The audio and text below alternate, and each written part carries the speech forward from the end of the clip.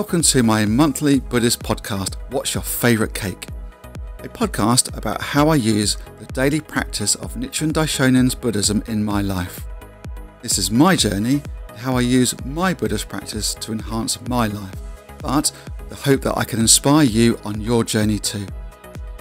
What's Your Favourite Cake is available on Spotify as well as my YouTube channel, which is also where you'll find videos with audio that we can all chant along to, as well as Buddhist study videos with my take on various Goshos, as well as basics of Buddhism topics too. Before we start, I'd like to say a big thank you to all the people supporting me through my Nigel the Buddha Patreon account, because none of my content would be possible without you. Hi Buddhas! How you doing? Hope you're doing very well. I hope those Buddha levels are high, or at least not dropping too low. So, question. Do you have obstacles in your life?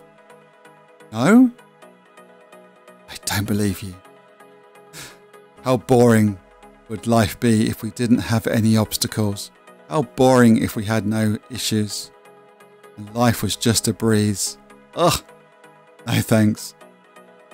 Because if not for these difficulties, if not for the obstacles and the negative functions in life, how are we able to grow? How are we able to feel joy? We need resistance, don't we? We need these obstacles. Sensei says, people do not grow when their environment is too comfortable, when they are not challenged. It is in the midst of suffering and hardship that strength of character is formed. And when we view obstacles and challenges positively, such resistance can really help us, can't it?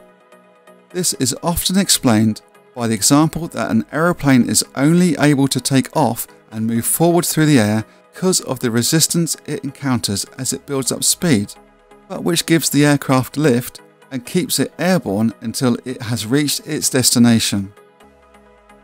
I found that on the SGI-UK website. The subheading of the Overcoming Obstacles section of the website is, "The positive energy of life is always stronger than the negative." I absolutely love that. What about you? For me, it gives me hope when the negative forces try to take over. And oh boy, do they feel strong. They can feel so overwhelming, can't they? But actually, not only do we know that the positive forces already in us are stronger, we also know to expect the negative ones. Further on the SGI-UK website, it says, Buddhism suggests that the stronger the positive cause, the stronger the likely negative resistance. The greatest cause is for the development of the Kozen Rufu movement, for the happiness of ourselves and other people, and the transformation of society, as we try to reveal our own Buddhahood and do what we can to encourage other people to reveal their greater potential. I think it's so important to understand this, vital even, especially when we first start to practice. When we've been practicing for a while, we naturally build up stronger life force, don't we? And it's especially so that when we study too, we have a better understanding of why we come up with such resistance. But when we're early on in our practice, I think it could be quite disheartening to feel such resistance, to meet with such obstacles. And it's probably quite easy to give up, I think. Early on in my practice, I had another mental breakdown. I've had many in my life, all of which totally scared me, until this particular episode. It lasted around 6 weeks, so quite long, but something happened this time that changed things for me. I was at an SGI meeting and I was saying that I really thought these breakdowns would stop. Now I started to practice, or at least become less frequent. But this one was like worse than ever and was lasting a lot longer than the others. Then someone explained to me that when we first start to chant, it's like shaking a glass of water that's been sitting untouched for a while.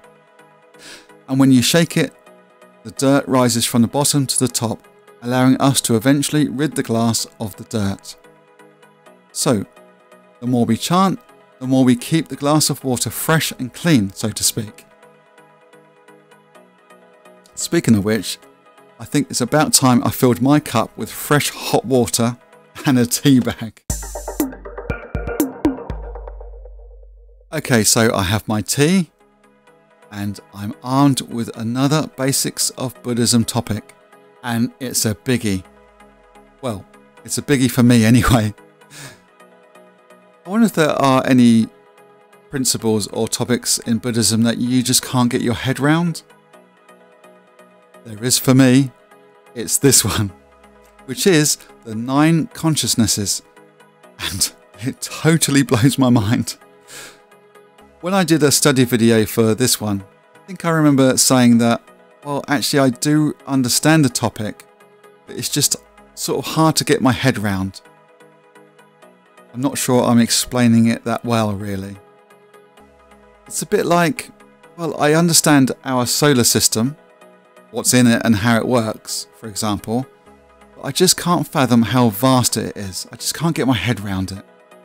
Anyway, let's have a go, shall we? Excellent. So, the principle of the 9 consciousnesses. The principle of the 9 consciousnesses explains how our Buddhist practice can draw out our inherent potential and positively affect the way we engage with life. It starts by looking at the way our bodies respond to the world around us, and then considers mental and spiritual processes which explain our behaviour. So, what are the 9 consciousnesses, I hear you ask? Well, I'm gonna tell you. The first 5 consciousnesses are our senses, which are of course sight, hearing, smell, taste and touch. The 6th is integration of sensory data, which is identifying what our 5 senses are communicating to us and making judgments. Next is the 7th, the realm of unconscious, which is the basis for individual identity or self. If the consciousnesses were wires, then this one would be totally broken for me, or even twisted. The utter rubbish that runs through my mind, you would not believe. I mean, I practice this wonderful Buddhism, but still I can get into ridiculous self-hating thinking. Like the world is against me, my friends barely tolerate me, and my family hates me. These, I promise you, are actual thoughts I really have had. Quite bizarre, right? Really, really bizarre. Anyway, the 8th consciousness is the Alaya consciousness, where the energy from our karma is stored. And finally, the 9th consciousness, our Buddha nature.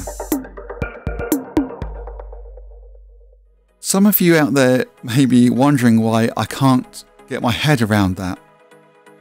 Why I can't get my head around the 9 consciousnesses. Well, I shall tell you. And my answer is, actually, I don't know. I'm not sure what I don't understand. I'm not sure what I can't get my head around. Sorry. Anyway, what this principle does explain well to me is how that when we chant, we are better able to tap into our Buddha nature. It's certainly the case for me that when I chant better quality Daimoku, if you like more focused Daimoku, then everything in my life seems clearer, including my senses. I remember my mum having surgery for breast cancer. It was quite a long time ago, and clearly a worrying time, so obviously I chanted a great deal around that time. Then come the day of mum's operation, I chanted the whole day, and it was really focused and very determined Daimoku.